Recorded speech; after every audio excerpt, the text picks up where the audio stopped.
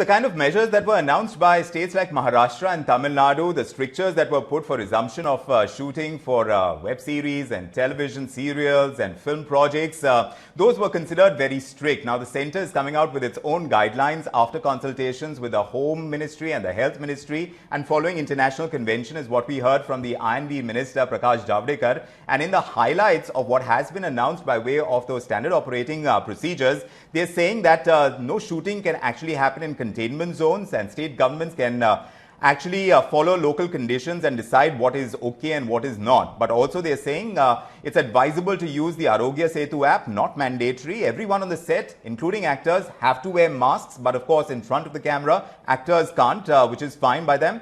There should be minimum use of props and sharing of costumes in wigs, is what it says. Also, PPE kits are mandatory for the hairstylists as well as makeup artists.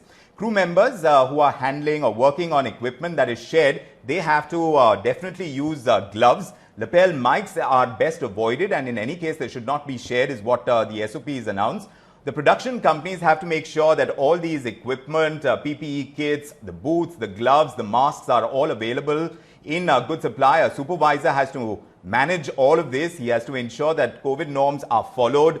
There should be staggered calls on sets if there are more than one set that is currently underway and shooting within a studio. Frequent hand washing, sanitization for outdoor shoots. Make sure that there aren't too many people, onlookers who gather. In any case, visitors and audience members are prohibited from coming, and all those employees who are more susceptible, like the older people above the age of 65 or pregnant employees or people with medical conditions, you have to take extra precautions. It doesn't stop them from coming on the set. So this by and large is welcomed by the industry. In fact, we asked whether costs will go up because of it. 10 to 20% is what producers are saying, but they're saying that's okay because the cost of interest on the loans they've taken to complete these projects is much higher.